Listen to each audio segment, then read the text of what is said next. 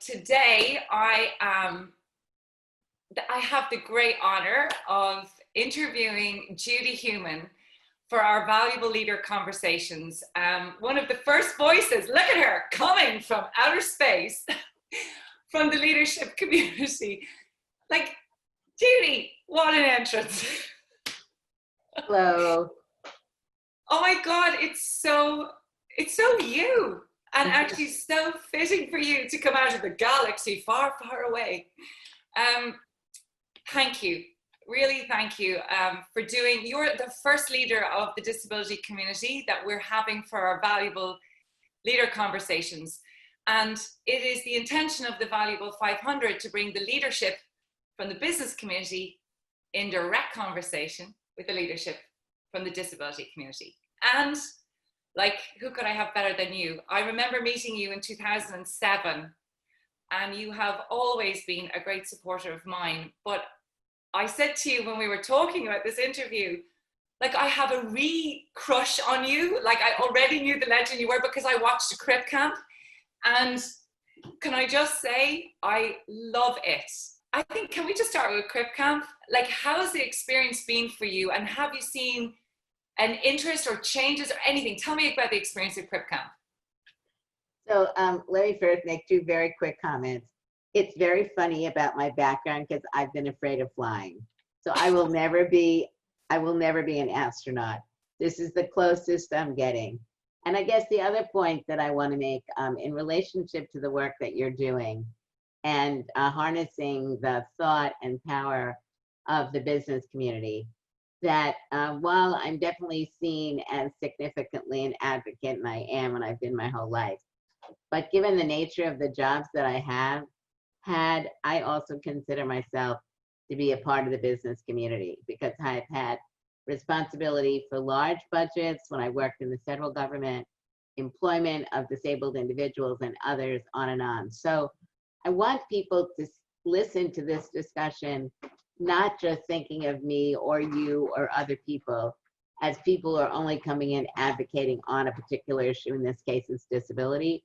I think we're really coming into this discussion because we recognize fully that the failure to appropriately integrate disabled people into everything that your businesses are doing make your businesses weaker. And so that I think is an important premise that I just want to put out there. Now, Crip Camp. This has been an amazing year, 2020. My book came out called Being Human, and then in February, and then Crip Camp came out in March. They were not at all, there was no planning in how the book and the movie would come out, but they came out a month apart. And then COVID. And so, you know, just to say one can never plan. You can try to plan as much as possible. Now, Crip Camp really, I think, has been an amazing documentary. The people who, Jimmy LeBrecht and Nicole Newnham and Sarah Boulder, and then Netflix and Higher Ground, you know, the Obama production company, they've done an amazing job. And if it weren't for them, and Jimmy LeBrecht in particular, his vision of what he wanted to have in Nicole's, we wouldn't have the film that we have today, and obviously the financial backing. I was with Jimmy and Nicole in Sundance, and I was there for like 3 nights, and I was part of 4 or 5 presentations. And the most common comment that people made was, why didn't I know this story? And that's an obvious comment. And I listened to people say it. And then I was thinking, you know, everybody in this room is either very interested in film or they make films and they make documentaries. And if you make documentaries and you don't know about, not necessarily the Camp Jeanette story, but the history of the disability movement, it means that people are not really looking at the world around them, and they're avoiding looking at the issue of disability and how it fits into our lives. And I think that's one of the big issues for me too with the business community. And that is that there is a growing knowledge, a growing interest. And I think people like you, Carolyn, kind of take people to the water, and people say you can take them to the water, you can't make them drink. I don't really believe that. I think you can make people at least take some sips. And I think, that's really in part what you and other people are doing. And that's why I think Crip Camp, as an example, is so very important. In my neighborhood, even though we're walking around with masks, because I'm in the wheelchair, I'm seeing the number of people that have seen the film, read the book, who can tell who I am, even though I can't tell who they are.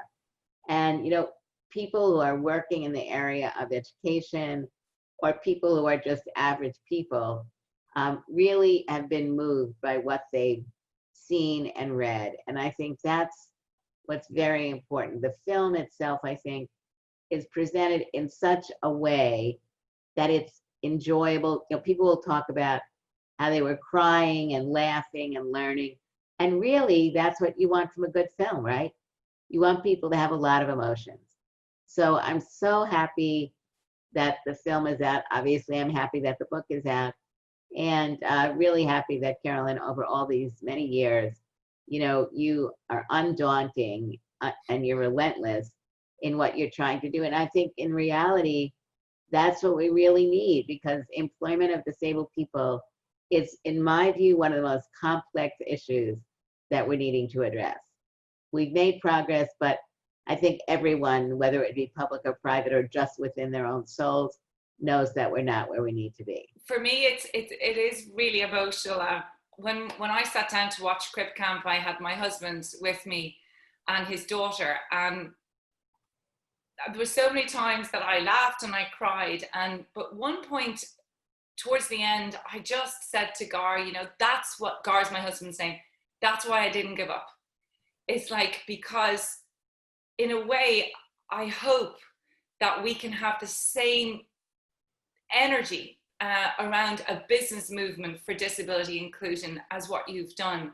And you were so instrumental in confirming the American with Disabilities Act. And I'm just wondering, from your perspective, has activism changed from then to now? Or what do you see as the difference as we have this new generation coming forward? What do you see as the difference? I would say that it's evolution, and things change. And so the difference is every day is a different day for everybody. And what we've, I'm 72. Last week I was 72 and a half. Oh my God. It's amazing. I can't Well, to me, like, you look 22. Remember, I'm visually impaired. I love it. Keep it going. But seriously, what I've seen over the course of these many decades is that we have to have a vision, even if it's murky, because, I would explain for myself in the 60s and 70s that the work that we were doing was like going into a candy store, being let loose in a candy store, because any candy that you picked, there was an issue around disability, right? So you could pick your favorite candies, and one would represent transportation, one would represent housing, one would represent employment, one would represent community inclusion. Whatever it might be, there was very little that had been done. And so if we look historically, we really had to move from being generalists to being able to get specialists. Now, not everybody is going to be a specialist in every area, but we had to have a vision of what it is we wanted to be creating. And it wasn't so much like everybody's asking, what's your 30-year vision? I don't have a 30-year vision. I have a 3 to 5 year vision. I believe that the changes we're trying to go through are very substantial, and it takes a long time to get there.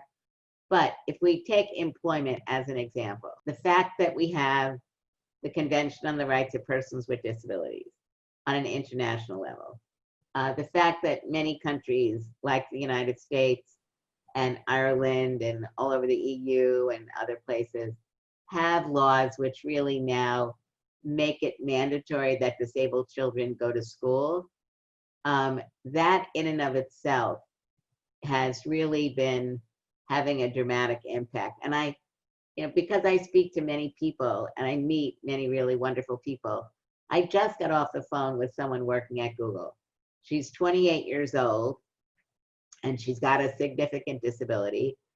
And she benefited from a law in the United States called the Individuals with Disabilities Education Act, Section 504, and the Americans with Disabilities Act. 28 years ago was 2 years after the ADA was signed, but it was almost 20 years after the Individuals with Disabilities Education Act was signed.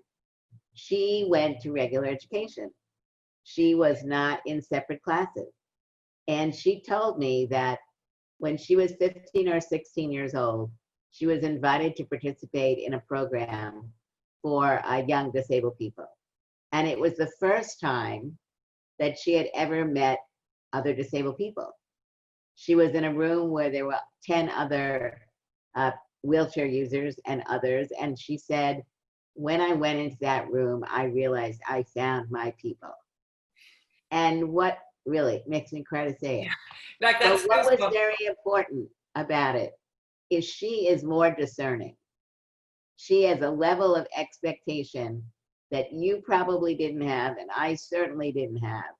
When I was 28, we were envisioning and fantasizing, and I still am at 72. But at 28, she is still fantasizing. But she had an education which allowed her to go to Stanford University. And in many cases, had the same intellect of the same person 20 years ago could have resulted in her not going to college at all. So I think for the business community, it's really important to realize that what you're doing to advance in countries around the world, people who have been marginalized, whether it's women or people from a different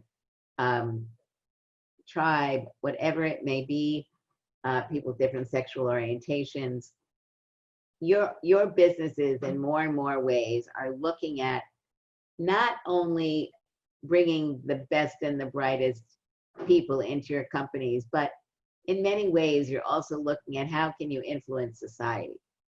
How can you influence society to look at difference as something which is not negative, but which enriches us?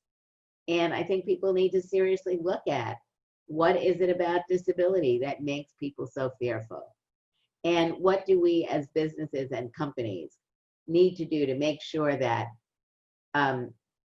regardless of the age of onset of disability, if you're looking at people who were working and then acquired a disability, what can you be doing to ensure that those individuals, as much as possible, are supported to either stay in their job, change into a different job, or depending on the size of your company, help them find a job at another company if your company doesn't work. But keeping people attached, making sure that the leadership is speaking about the benefit of employing disabled individuals, not because they have disabilities, but because they have disabilities and they give you, as an employer, what you need. They bring different perspectives in. They bring creativity in. They bring knowledge in the areas that you're interested, and make the employees of your companies, whether or not you know if you have disabled people or not, know that this is an important group of people. And I think it needs to go beyond platitudes. For sure. It needs to go beyond there 1 billion disabled people in the world, which is of course true. But I really think people need to look at what has the benefit been to our company. So there's two things I want to pick up there. I know, so the one thing is that employees with lived experience of disability really understand the market, the customers, and their families. And I think that's a piece that's often detached. I mean, you can't serve that customer base unless you know that customer base. The other thing that I want to pick up on is what you're saying is if you know you're employing people with disabilities, which we know that 80% of disability is invisible. We know an awful lot of organizations think they're employing about 2 to 3%, but it's most likely 15 to 20%. Those people are not identifying because of fear of. And I was just wondering, in the last 30 years, do you see that people are more confident to identify in business now? Because you just talked about a young lady from Google. I mean, that's progress, but are you seeing that there's more confidence in identifying? I would say the answer is yes, when the company says, we want to know. Exactly. We want to know to be able to allow you to achieve your maximum. We want to know because we believe that we want our employees to be able to be as transparent as possible when they come to work, not just if they have a disability, but if there's illness in the family and someone needs something, if it, whatever it may be. So where companies come forward and demonstrate, not just a few words, but demonstrate. From my story, I had hidden it for so long, but there was another very frightening piece of research done for us by EY for the Valuable 500, saying 7% of our business leaders have a lived experience of disability, but 4 out of 5 of them were hiding it. Where do we think we are? I believe that we're making progress where the leadership in companies, whether it's the private sector or the public sector, are in fact living what they're saying. Because people are willing to consider disclosing if they see by example other people within the company who have done that, who have not experienced a negative repercussion, that it's either neutral or positive. And I have a funny story. Go for it. I was working for the World Bank. I was in India. I was with the country director and we were meeting his staff. The purpose of the meeting was to talk about what I was doing as a special advisor on disability. And we gave our presentation and this gentleman raised his hand and the director leans over to me and says, "This is my best guy in accounting." The guy gets up and says, "I'm a diabetic." The director had no idea that he was a diabetic. And I was laughing, not raucously laughing, but I was laughing because I leaned over to the guy and I said, "See?" And it was just the point, that you were making, that there are people with hidden disabilities that people don't know about. I'm not saying everybody always needs to be disclosing, but they shouldn't be afraid of disclosing. One of the things that, so you've had quite a long history. I mean, you were 7 years working with the US government, wasn't it? And around. I worked for 2 government agencies, so 3 actually. I worked 7 in the Clinton administration, 3 in the mayor's administration here, and 7 in the Obama administration. So 17 years. So, which is business, let's be honest. But one of the things is, in advancing the work that you were doing, what were some of the drivers that you saw, or some of the levers that we can learn from what you did within government that could be adopted into business? So what were some of the critical things? Was it leadership? Was it creating community? Was it creating safe spaces? What are some of the key wins? We worked with the staff in the various offices who had responsibility to make sure that if an employee needed an accommodation, that the employee was going to get the accommodation. So, that recruitment was going to be in such a way that you would really be trying to get disabled people in for applications for jobs. All of the basic things that companies do when they're trying to bring in people of color or women or whatever underrepresented group.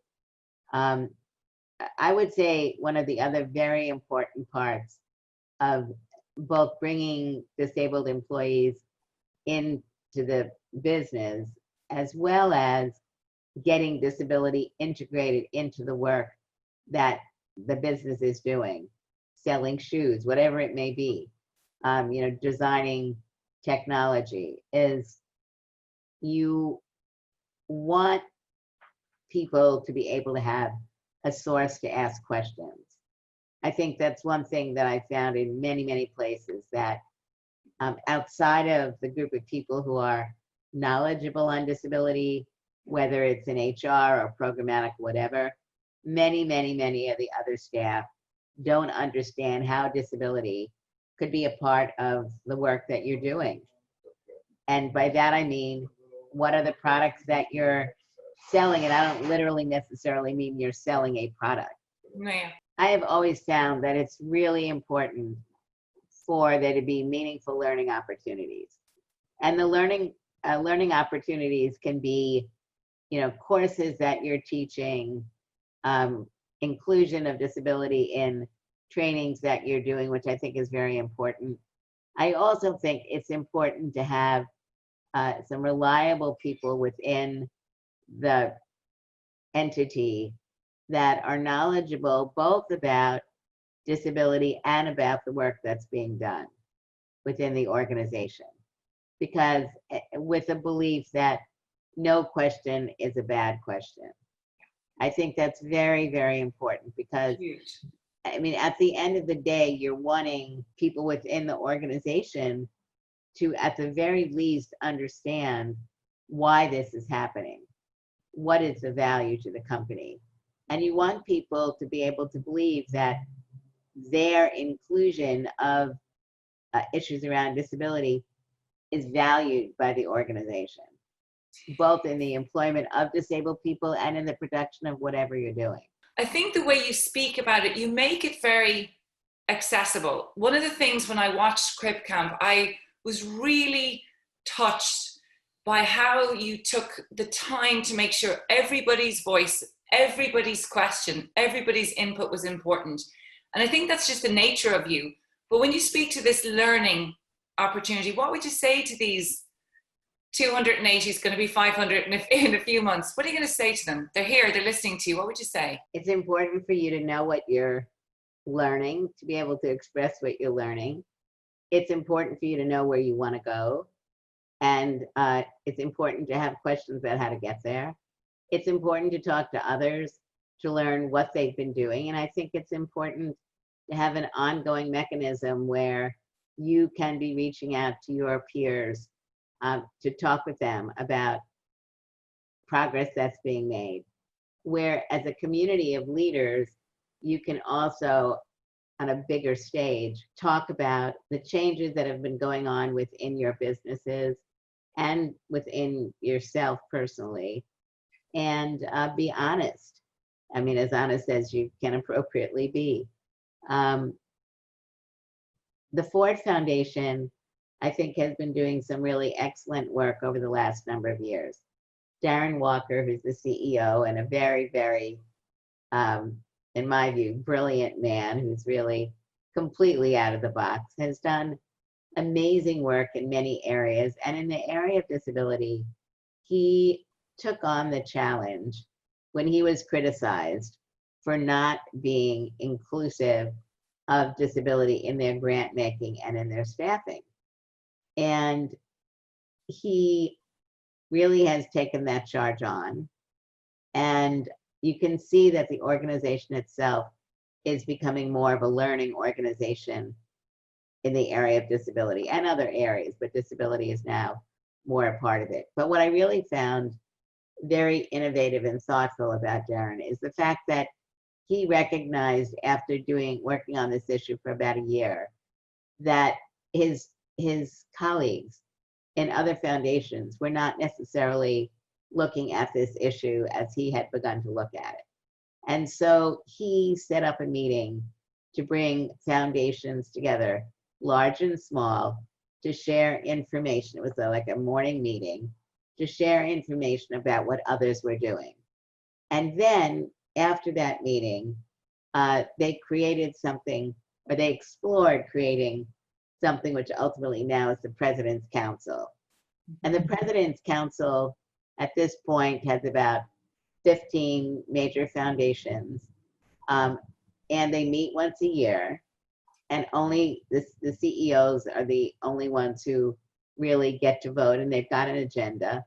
Part of their agenda is committing to inclusion of disability within their organization.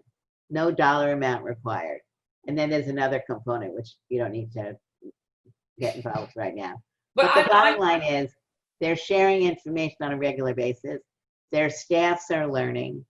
And over time, more of these foundations will be getting what the Ford Foundation has gotten, which is staff really are learning, grant making is being done, which is both facilitating the inclusion of disability in grant making, as well as supporting some disabled people's organizations in their evolution. So I think, there, for me, looking 5 to 10 years down the road, what I think is very exciting is if these foundations keep their word, then you will begin to see greater inclusion both of staffing and in the role of philanthropy, which I think is critical. I'm sitting here thinking two things. One is, can you imagine that President's Council meeting the leadership of the Valuable 500? It was 500 CEOs, like, boom, what a difference that could make. But the thing that I most pick up on is I had huge respect for Darren and what he did. To take that sort of position and say, okay, not doing enough. And it reminds me of Peter Grauer when he sat on the main stage of Davos and said, very proud of lots of areas, but not doing enough. And I think that humbleness and accountability gave permission to many other leaders. And I think that's kind of where we need to get to, is kind of saying, look, you're not supposed to be, as a CEO, an expert in disability business inclusion, but you need to create, as you say, the learning environment. And you have to have accountability. So exactly. It can't be an abstract learning. It has to be that you have an objective that you want to have achieved over, let's say, a year. And then you can measure it. You can work with your senior leadership to make sure that I'm using the word accountable, but I don't mean just accountable, because obviously people need to know in whatever areas you're trying to progress that the objective is being achieved. And if it's not being achieved, why it's not being achieved and what more needs to be done in order to make progress. But I think people seeing your ownership is really important. And it's obvious that some of the corporations and businesses that are involved with your initiative are doing some very good work. And I think people need to be praised for progress that they're making. And I don't think we need to overstate progress, because like a kid, if they've done something good and you thank them and you praise them for what they've done good, but if you overpraise them, then they know you're not really looking. It's true. They're suspicious. And I think with the Valuable 500 Phase 2, which will be launched in January, so our first intention was to get this community of 500. And of course, to do that, they needed to make a leadership commitment. But the next phase is to actually activate this community around areas within their business and within the business environment, and to be accountable for them, and to do that in community. Because I do think sharing best practice and doing this in a collaborative way is so important. And as we look at COVID now, and as we have to reset our systems, right? And the opportunity is to bake in disability inclusion as we reset. What are your considerations around how COVID is both an opportunity and maybe an impediment around disability inclusion? What's your sense of it? Because it's so unprecedented. What do you feel about it? I'm very concerned, obviously, because, we see, like in the United States, data that came out a month or so ago of 1 million disabled people losing jobs. I worry about the fact that we're not yet really at the table of discussions regarding the kinds of redesigning of the workforce is going to happen, and that we're not at the point yet where in job reformulation that we're going to be looking at the breadth of the type of disabled people that we have. So I would say that it's really critical for the businesses that are involved with this, again, to really be looking at the types of changes that you're envisioning within your companies. Who are the people who have identified as having disabilities, and talk with some of these people, whether, to bring them into the discussion, to look at thought leaders who are involved maybe with some government agencies, nonprofit organizations, whatever, to really listen. One thing that I get very concerned about is everyone talking about how great doing things virtually is. And this is like, the best thing in the world for disabled people. I'm certainly not saying that we're not learning a lot from the virtual environment. We are. I mean, what I'm doing right now is only happening because of the virtual environment and what Carolyn is doing. But at the end of the day, I think, I was talking to a young woman the other day, she's 16, and she's got dyslexia and something else. And she said, she's having a really difficult time because she learns by having somebody with her and helping her. And just doing it over the computer isn't cutting it for her. So we have to do what we have to do right now. But I really believe that we need to be ensuring that disabled people with the various kinds of disabilities we have need to be meaningfully a part of the discussion. We need to look at the types of retraining that we're going to be doing for a workforce and make sure that disabled people are a part of that retraining. We need to be looking at the changes that are going to be going on in higher education and continuing education, whatever it may be, to make sure that we're looking as broadly as possible at what needs to happen, because we can't have, we've been so far behind in the employment market. I mean, I get tired of talking about the data, but the data speaks to itself, which is we're way underemployed. And so, my message to all of you is you're learning to count us in, not to count us out. And now you have to really make sure we continue. And I think, as we just come to the end of this, one of the levers for me is that we've seen a business system adapt very quickly, right? So when the intention or when the desire to, it can adapt. And I guess for me, it's like no more excuses. You can't keep leaving 15% of the population out of your consumers as much as your talent and suppliers. So in this no more excuses, and I do think this is about risk for a business and a brand, and I do think this is about future proofing.